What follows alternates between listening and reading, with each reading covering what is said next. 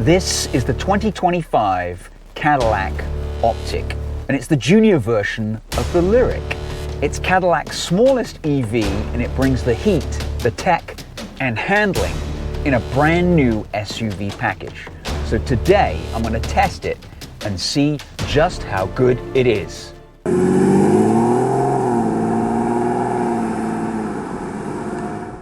So the Cadillac Optiq is essentially the electric equivalent of the Cadillac XT5. In fact, they're almost identical in length. This one is just 0.2 of an inch longer, but the wheelbase, as you can see, is much longer. In fact, it is 4 inches longer than the XT5 and 8 inches longer than one of its competitors, the Audi Q4.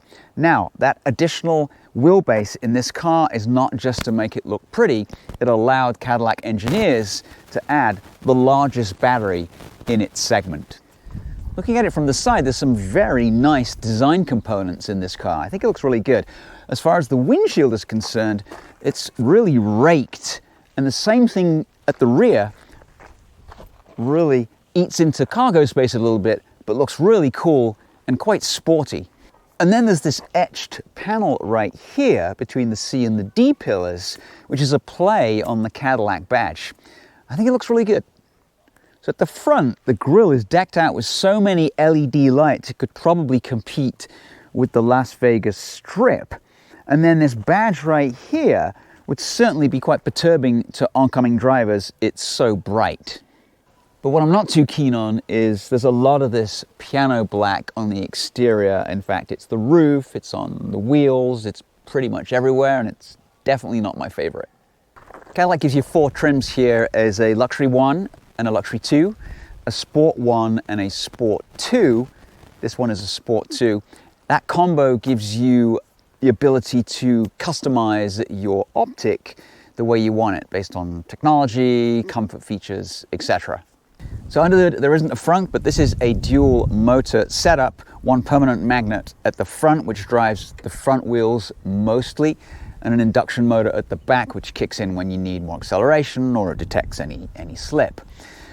The total power is 300 horsepower, 354 foot-pounds of torque. Acceleration takes around 5.7 seconds to 60. As I said, that long wheelbase allows for an 85 kilowatt battery to be placed under the vehicle, which makes it good for 302 miles of range.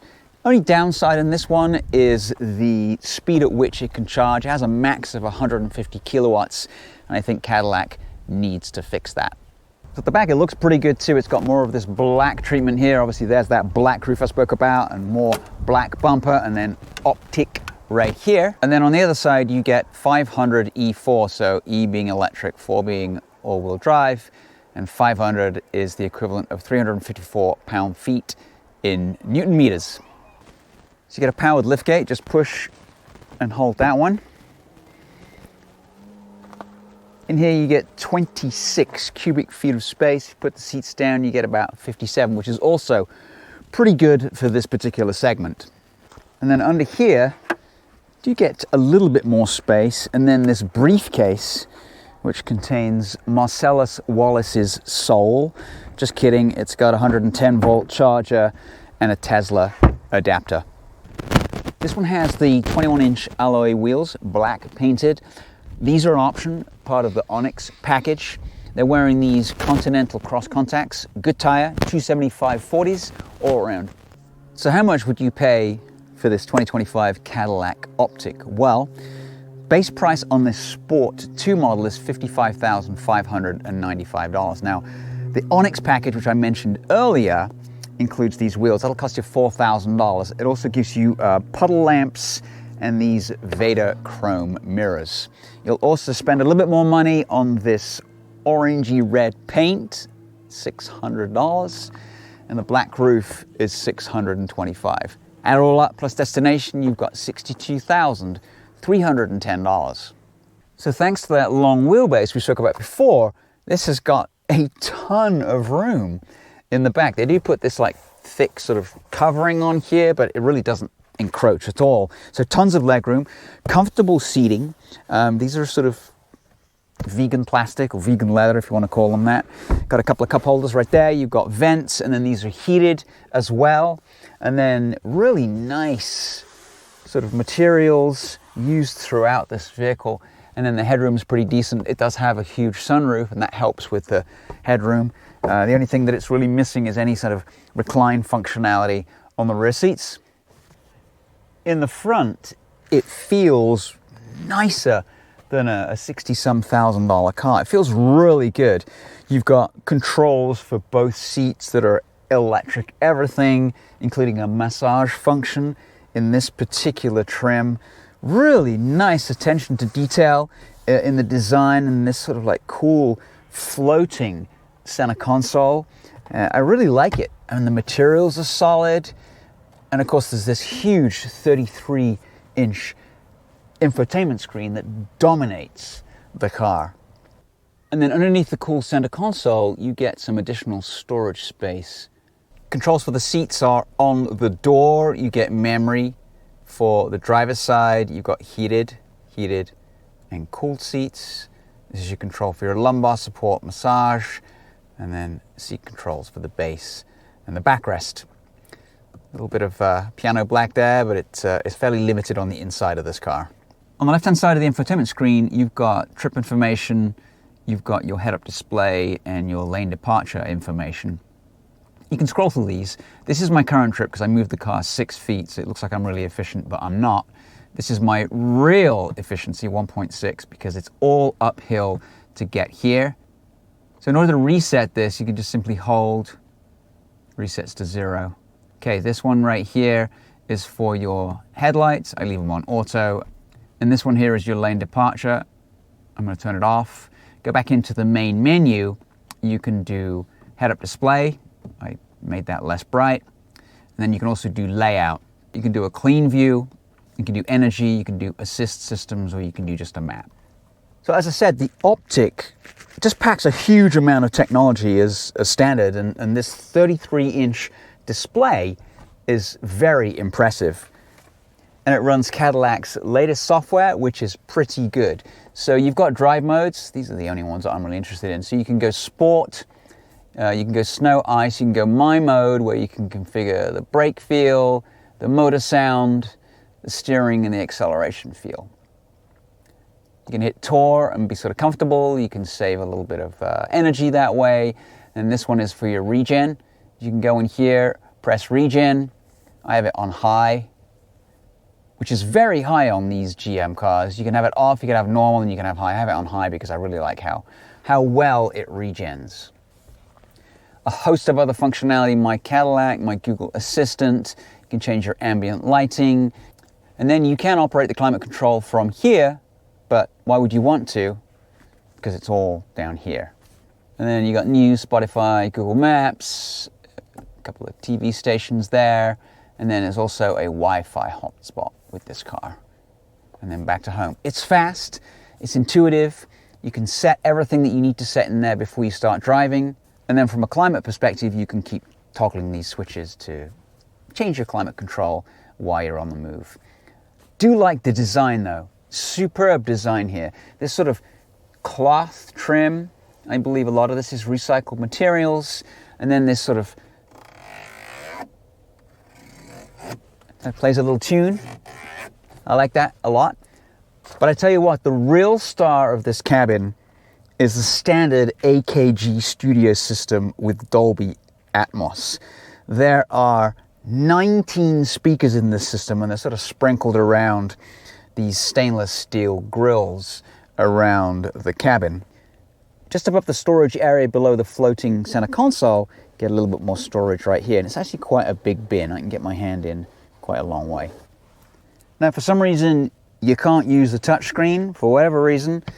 I don't know why. You've got this little controller right here, so you can flick through the menus. At the front of that, there's a little bezeled volume control. 2 nice cup holders. Also really like this sort of patterned plastic right here. There's more of this really nice sort of patterned cloth as well. If we open up the center console right here, we get a charger. So put my phone in here. There you go, it's charging through the case. At the top here, there's a little removable storage box and a little bit more space underneath. Really good so far. I'm impressed with this car, certainly at the price point it's at. But let's take it for a drive and see how it performs.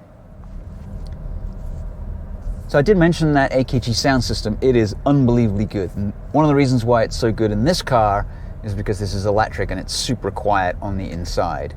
So if you had this same system in a XT5, you would be hearing the buzzy 2-liter turbocharged engine in the background.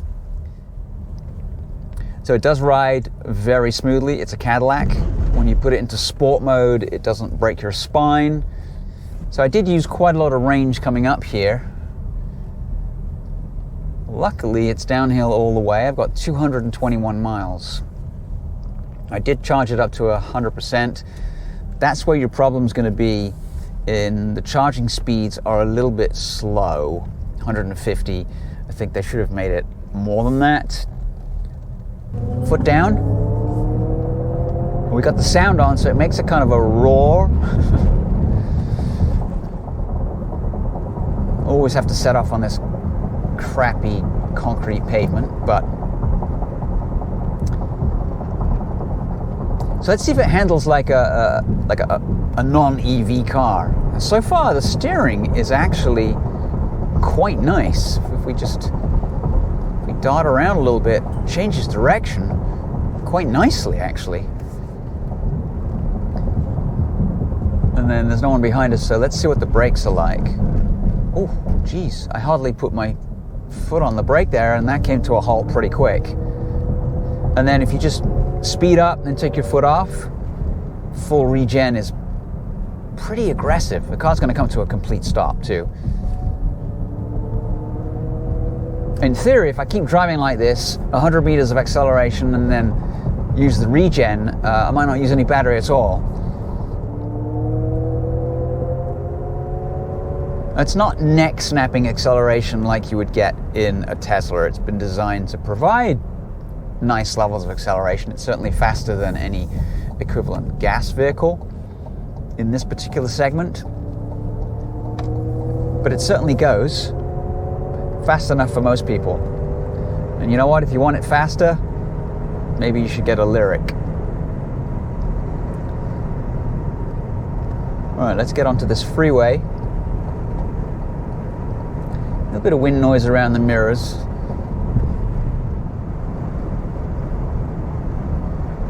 Right. Green light on. Super Cruise set to 76-ish. Some jolly hands-free driving here.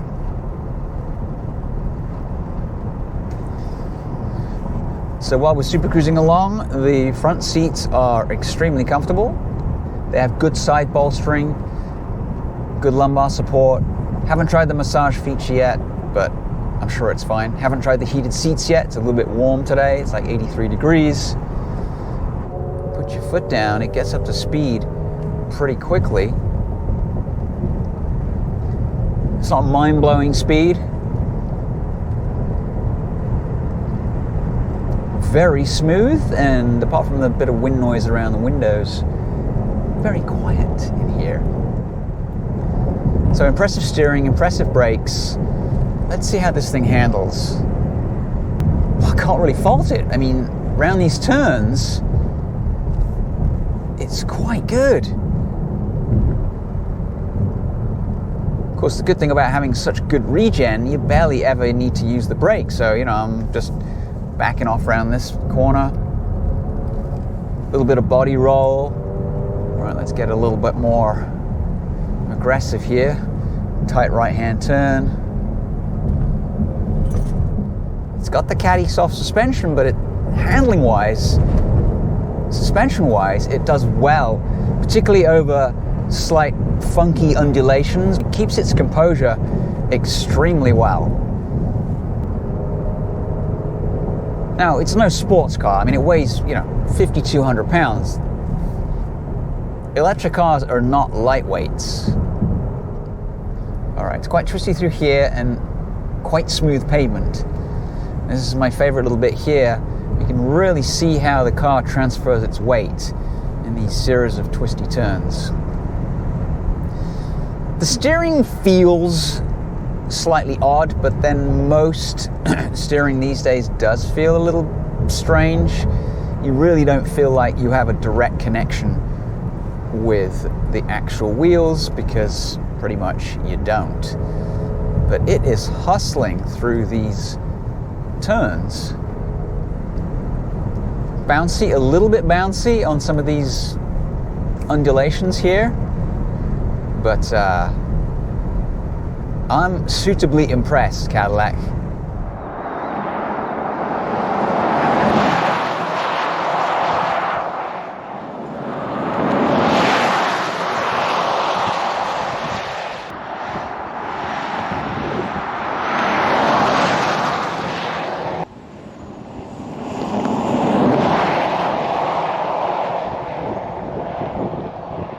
So what do we think? Well, this is a very, very good effort from Cadillac. It's a great car. It's packed with tech. It's really nice to drive, has great handling, surprisingly good handling. It's decently quick. It has really good range. And I absolutely think that they have a winner on their hands with this car. Anyway, once again, thanks for watching. We appreciate it. Like, subscribe, and we'll catch you next time with another video. Out.